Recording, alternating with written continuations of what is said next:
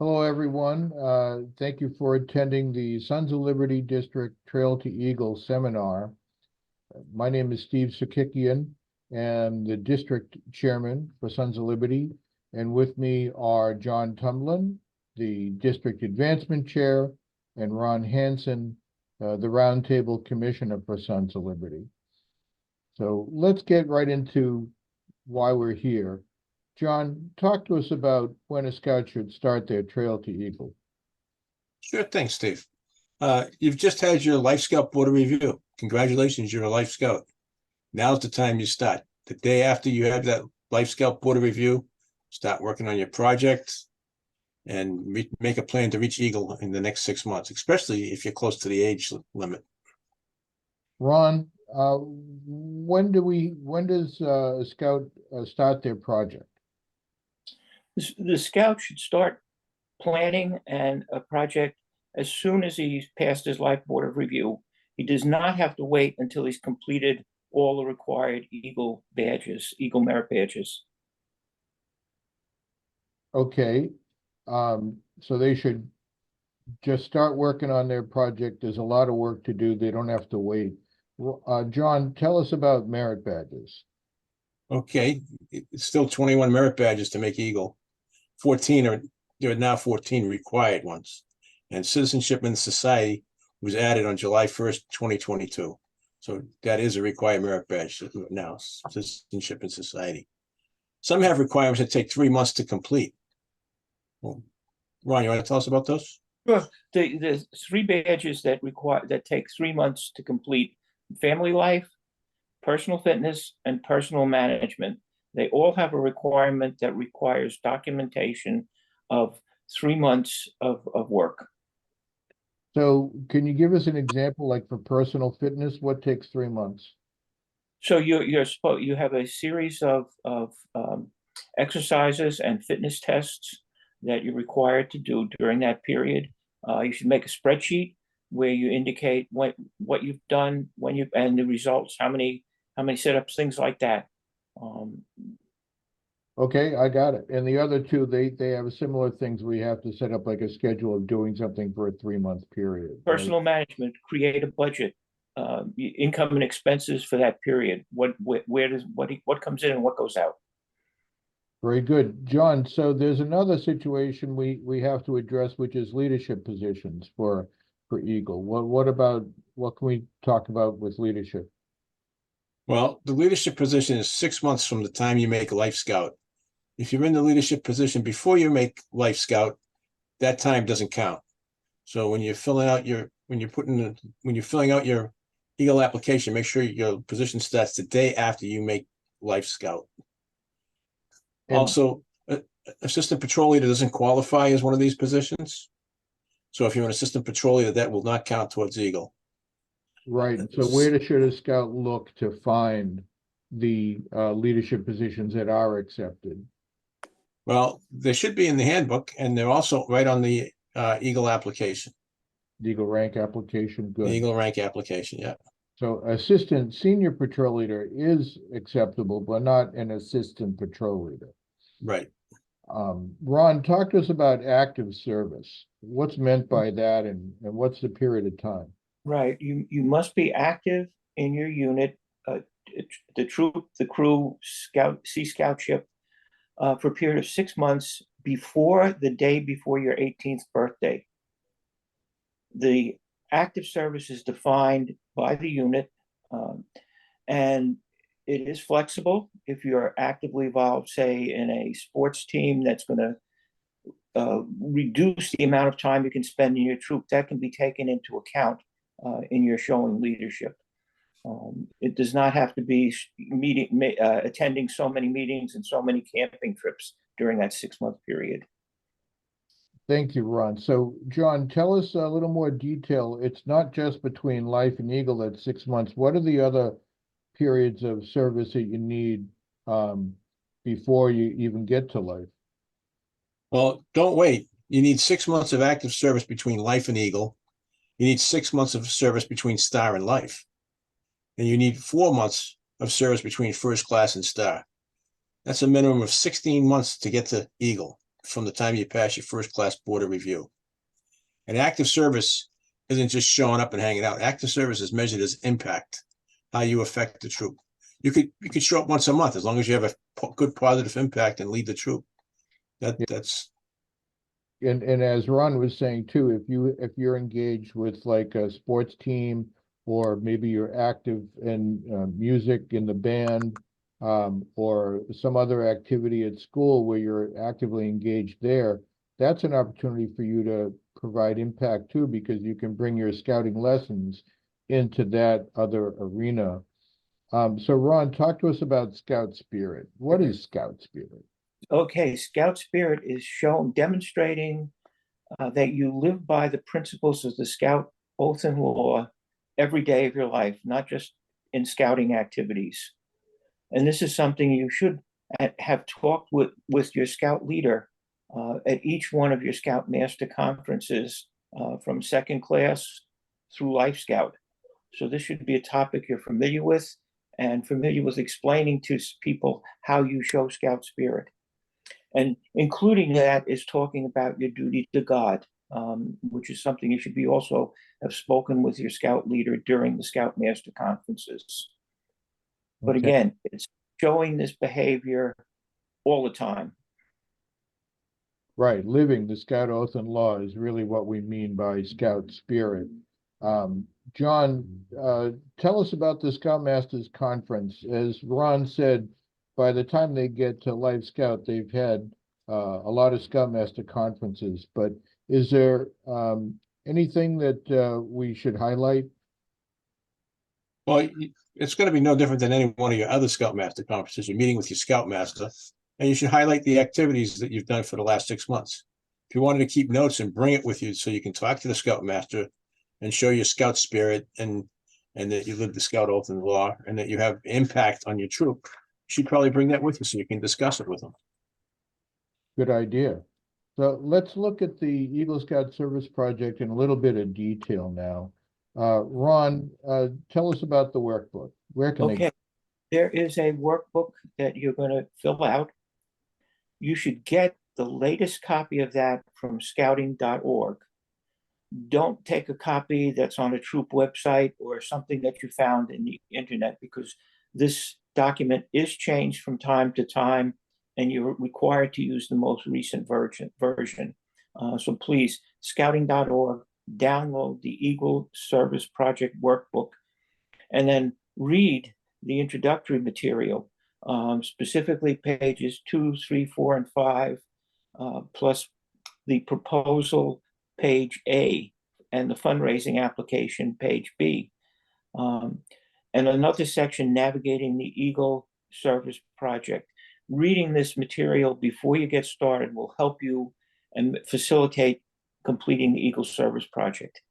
Okay, very good. So maybe we'll talk a little bit more about that, navigating the Eagle Service Project. But John, what's a project coach, and why does a Scout Eagle candidate need one?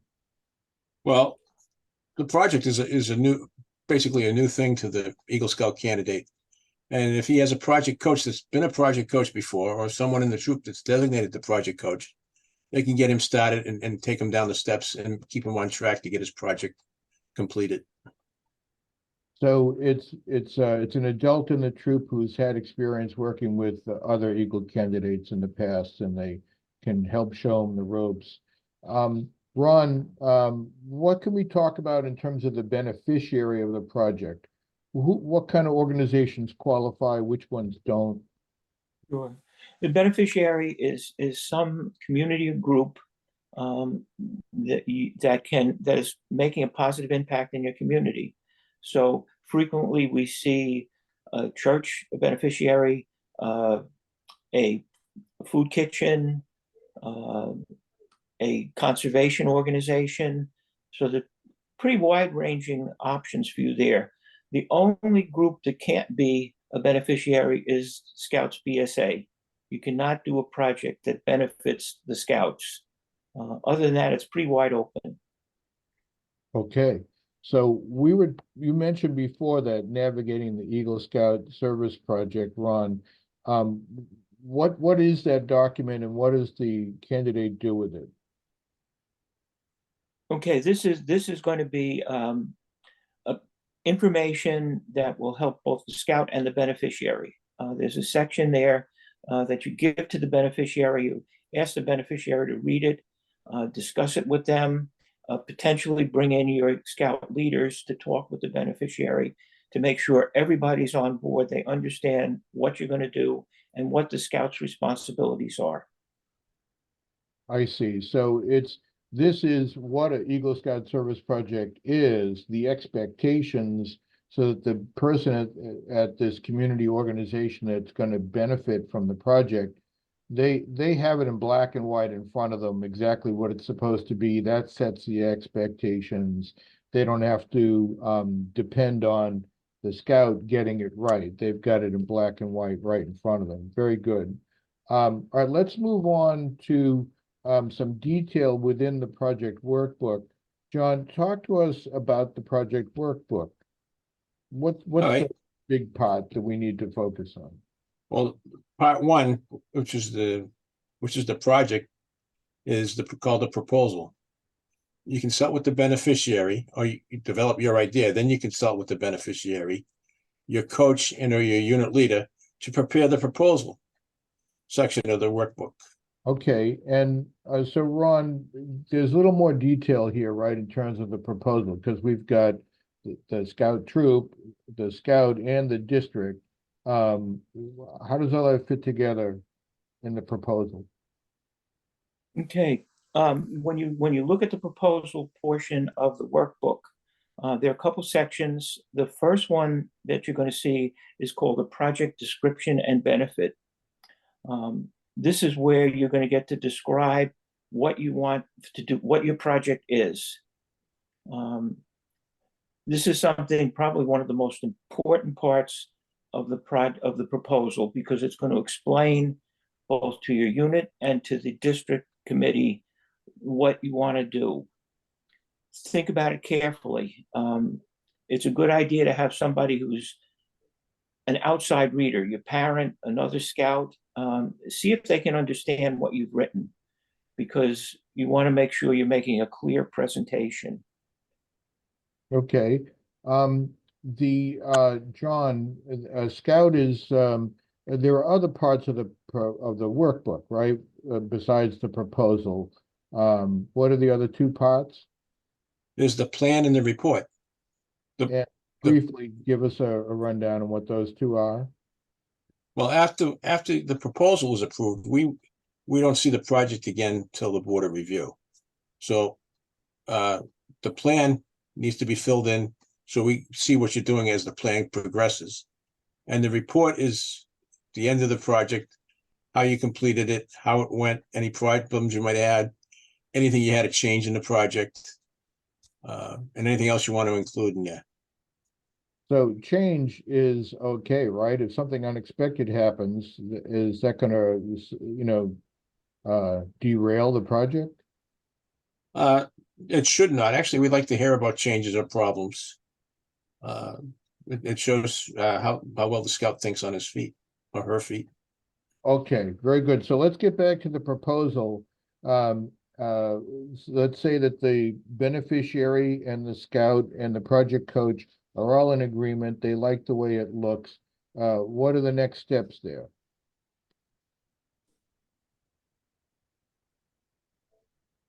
Signatures, right? We got to get signatures, and who signs? There should be five. There should be 5 signatures on the signature. Well, 4 before it comes to the district committee. There's the scout's own signature, then his leader's signature, then the beneficiary signature, and then his committee chairman's signature. And then the final is the district advancement chairman. This is the district. Okay, so, and let's remind us, where do we send, where does the scout send the proposal? The SOL advancement chair at gmail.com. Okay, and we've got youth protection to be concerned about, right? Make sure you CC your scoutmaster.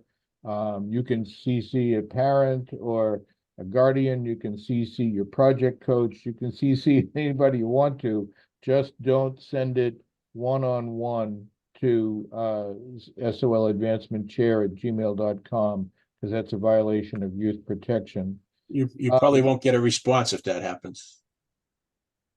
Probably might not get a response, so you got to double check and make sure. Ron, talk to us about what happens when the advancement chair receives the proposal. What's going to happen? Sure. John has assembled a group of experienced scout leaders who will get to look at the proposal. This is called the Project Forum. Those leaders will review the proposal, comment on it, and get a consensus of whether this has met the tests for being an Eagle project. Typically, it's a process that goes fairly quickly, and typically there's easily reached consensus across these people. One of the members, John, will then be assigned one of the members to communicate with the scout and the scout's leaders the comments and suggestions that the advancement committee may have made. And what sort of turnaround time are we looking at? Well, it can take a while. You should, if you're a scout, you should say, plan that this could take up to a month. We're typically faster than that, but because of the 18-year-old age deadline, make sure you have plenty of time so that if there's any back and forth, you've suggested something that's either not safe or not feasible, you'll have a chance to correct it. You won't run out of time. Yeah, you always got to think about that. We know a lot of scouts push their 18th birthday, but you have to be careful about that. If it could take as much as 30 days to get your project approved, and then you've got to actually do the thing and write up the report and put your Eagle application together, you've got to factor that time in. So, John, tell us about once they once they submit the proposal, can they just jump in and get working? No, they can have a couple of hours to help plan the proposal before it gets approved. But until the project's approved, they're not to do any work on the project. Actually, if you start working on the project before it gets approved, we'll probably disapprove the project at that. It could nullify it, right? So you can't do any actual work. The only work you can do before you get approval is the planning sort of work. Right. Okay, let's go back and talk about the project description. Ron, you gave us some pointers about that. We talked about the project description and the benefit. I'm going to skip over to John. What is it that that the scout needs to focus on in the description? Sure. This is where you tell us about the project. All right. What you propose doing. What is your goal? How will you determine that the project has been completed? We have to see a beginning. We have to see a middle. We have to see an end. And how are you going to measure success or determine the impact of your project once it's completed? Yeah, that's a good point. Having a goal that can be measured is always a helpful indicator of whether you've succeeded or not. So, Ron, not only there's two sections, the project description, but then the next text block is how the project will benefit or be helpful to the beneficiary. This takes a little explanation. Give us some insights. Right. I think it's really helpful if the scout thinks about writing everything in the active voice. My project will do something. It'll make a trail safer. It'll provide warm clothing for the homeless during the winter. It'll improve recycling in my community. So very clear, this is what I'm going to do. And I think that is very important. Okay. John, what about need? Should we talk about that? Should the scout talk about need? Sure, it should say my project is needed by the beneficiary because maybe the park is overgrown and unsafe, or there are a number of people using a food pantry that has increased greatly, or the demand for coats has increased. Compared to other communities, we recycle little. Right, so those are all examples of how the scout might phrase it, depending on the nature of their project, if they're collecting coats for winter or doing a recycling or food drive, or if they're doing some work in a park like trail building.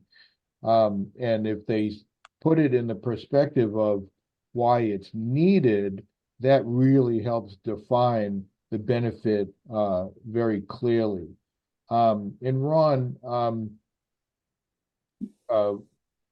Yeah, there's one more point that really helps us to look at these projects, and that's make it very clear that the beneficiary doesn't have the resources to do this project. So if you don't do the project, it's unlikely to ever get done. And I think that really helps to understand that this is going to be impactful. thank you. Yeah, that's a great point. Now, Also, in scouting is always important. As a youth organization, it's youth led. And John, how does that impact the project?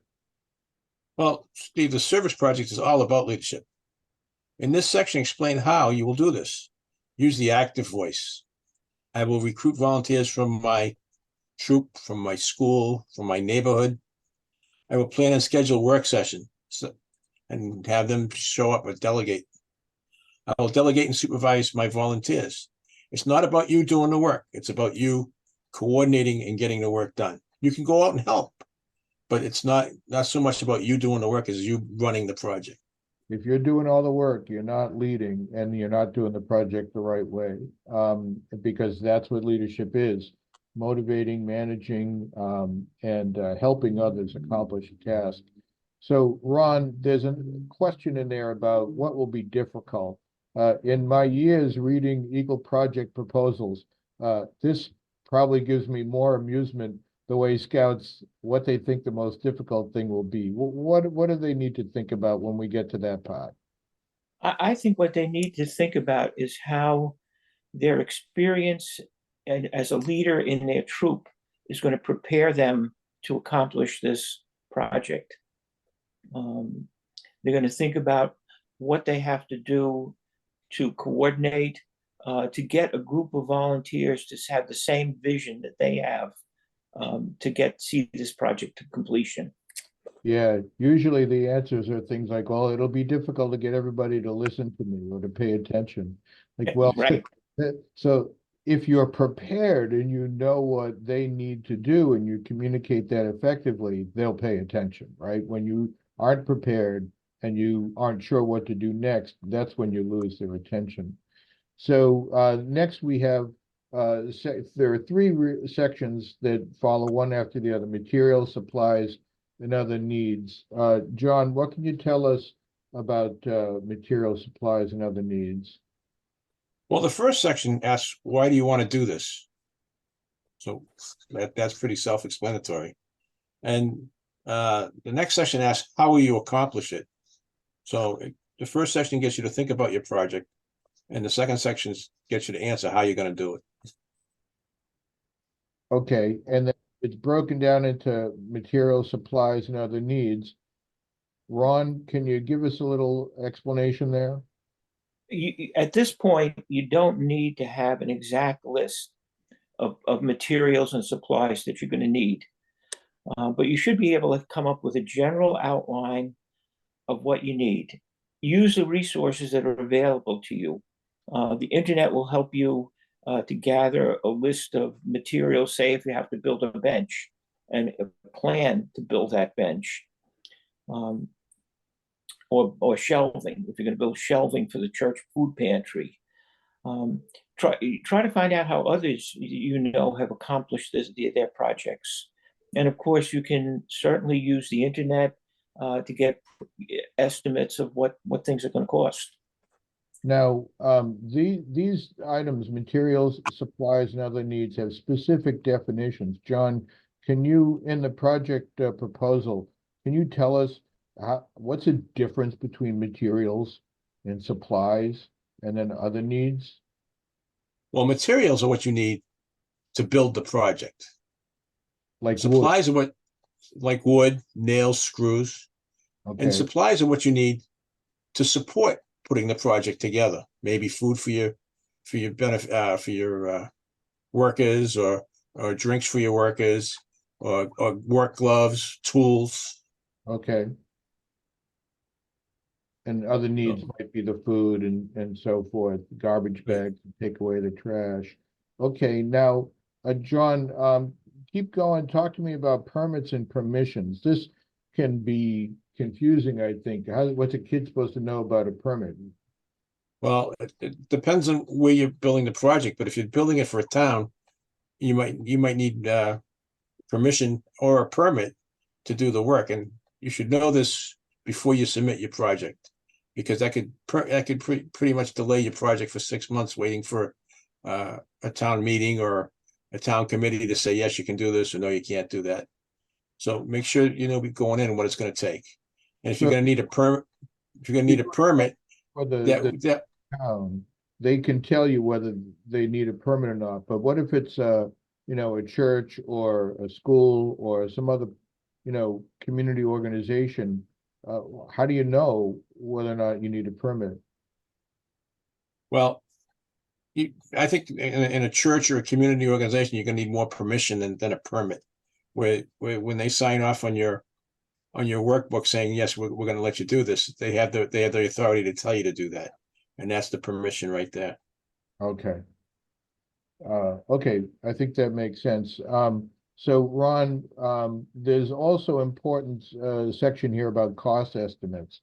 But this is just a proposal. How's the scout supposed to know how much everything's going to cost if he's just putting a proposal together? The purpose of this section is to make the scout aware that he's going to need resources, financial resources, to accomplish it. So the scout might want to look at what it costs to build, to make, say, 50 feet of a wooden boardwalk. You get a rough idea of how many feet of wood you need, how much that costs per foot. The big ticket things, those are the ones you want to look at, because you don't want to submit a proposal, get it approved, and then find out there's no way possible to afford to do it. Okay. It's also by making the scout go through this exercise, they get an idea of, as you were saying, how much money they're going to need. But we could call them ballpark numbers, rough estimates, right? Right. Just preliminary estimates. It's not the actual budget. That's in the plan, right? That's the benefit of working the plan. Part of the workbook is that you actually go through a budgeting process. John, back to you. There's project phases in the proposal. That always makes me scratch my head a little bit. What do we mean by project phases? Well, it's the steps that you have to take to get through the project. Like if you're going to put in, say you're going to build a bridge across a bog, all right? You got to build the bridge, and you got to get moved to the bog, and you got to get fastened down. And each one of these phases is a step that you have to plan out and account for to make sure it gets done. And also, before I talked about the beginning, the middle, and the end. So you got to have an end to the project. So the end phase, if your project doesn't end, then you haven't passed the project. So your project has to end. If you have ongoing maintenance and stuff, that's not part of your project. So another way to think about that is it has to be completed, right? It has to come to conclusion. If it's just ongoing, that's that's not gonna work. You need to bring it to a conclusion. Okay, with safety, scouting is always concerned about safety. Ron, tell us what a scout needs to focus on when they're writing proposal in terms of safety. So safety is a very important part, very important section that the scout should think about seriously. There are documents in scouting.org about safety. I think called a Suite 16 of safety. There's a section on safe tool use. These are important things to consider. And often the feedback that comes from the project forum does concern safety issues. You've said that you're going to clear invasive plants from a meadow. Well, did you think about ticks? Did you think about heat exhaustion? Did you think about sunscreen? Things like that. All the things that could become safety issues should be in that section. And obviously the most basic stuff, personal protective gear, work gloves, eye protection, ear protection, wearing appropriate clothing. All of that stuff should be in the safety section. Are there specific rules about, power tools? Absolutely. There's a safe tools use document at scouting.org. It gives essentially age appropriate tools. Younger scouts, for example, can use hand tools. Older scouts, 14 and older, for example, could use a power drill or a power sander. No scout should be using a power saw of any type. That should be left to adults. And there's also some restrictions on the heights that scouts can work at. They're very clearly laid out, and definitely it helps for the scout to clearly state that they've consulted that when they're planning their project. Yeah, it really depends on the level of construction, but safety is always a concern. Even if you're not building anything, you're not dealing with tools, you still need to think about things. Oftentimes, you have to think about youth protection. If we're transporting scouts, we need to think about how is the scout going to get there. There needs to be the rule of three, right? 2 adults and a youth, or 2 youth and adult. So can't have somebody getting dropped off alone in the car. So now we move on to the Eagle Scout rank application. This is the last part of our presentation. John, so again, where do we get the application from? Well, Steve, we need to download the most current application from scouting.org. Now, in Now- Sons of Liberty, we have another form besides Right, the at the Sons of Liberty webpage, we have what's called the Board of Review request form. Because your Eagle rank application is not the only form you have to fill out to request an Eagle Board of Review. And the Board of Review request form is the directions on how to request your Eagle Scout Board of Review. So is this a complicated form? What do I have to put on that form? The form will tell you the 6 documents we need, and the Board of Review request is one of them. We'll So also need like a checklist. like a checklist. Oh, very good. Okay, Ron, references. Help me out with references. Who's a reference? Who's not a reference? So on the front page of the Eagle rank application, there's a space to list names and contact information for 6 references. What the scout should do is make sure that these people agree to be your references before putting their names on the form. There are categories listed. If you have someone say a religious reference, certainly use that person. But if you don't, still put a person's name and contact on that. Same thing, very few scouts are going to have employers, but you should give us 6 names because we need to have 4 completed references before we can schedule your Board of Review. Right. Okay. Moving along, John, there's a lot of detail on that application. What should the scout focus on? Well, you have to focus on it line by line. Read the directions for each section and fill it out as it's requesting you to fill it out. Your rank application has to go up and be certified by national. So when it goes up, and it should match your scout book record, and all the dates should fall right in order with your scout book record, and it'll be fine. But if there's a question, they'll kick it back, and you'll have to fill it out again. But be as accurate and read each section as you can. So the scout should really consult with their scoutmaster or the unit advancement chairman to make sure that they're getting the information as it is in scout book, internet advancement, so they know it have it correct. Absolutely. Ron, position of responsibility. We talked about this a little bit before when we were talking about, working on Eagle Scout. Is there anything more we can say about this? Yeah, you want to list only those positions that you served on since your life board of review date. You can have more than one position to complete the 6 months, but it has to be 6 months after the life board of review and before your 18th birthday. There's a list on the application and in the Scout handbook of the positions that are acceptable to use for this period. The one that you cannot use is assistant patrol leader. So there's a start date and an end date. What if I'm the senior patrol leader and I'm still gonna be the senior patrol leader because I'm not turning 18? Like what if my position date hasn't ended yet? Assuming that you've completed 6 months, then the date as the completion should be the day that you sign and complete the Eagle rank application. But don't leave that blank, is what you're saying. Right, don't leave it blank. Okay.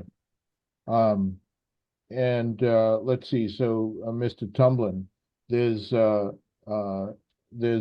sometimes overlooked requirement on the application called the Statement of Ambitions and Life Purpose. And then there's something else called the listing of positions held outside of scouting. What should a scout know about this? Well, the Statement of Ambitions and Life Purpose is not a historical document of things the scout has accomplished. It's a document about where he intends to go with his life, where he's going to be in 5 years. And, is he going to go to college? What's he going to do in college? What does he want to do? Is he going to join the military? We want to know where he's going, and we want to talk to him about what he's going to be doing with his life. And the list of positions held outside scouting is, leadership positions. If you played, you played a sport, you were part of the debate team, you're on the National Honor Society. We want to know about you. We want to hear about what you're doing with your life. Very good. Ron, any more advice to offer in terms of this Statement of Ambitions and Life Purpose?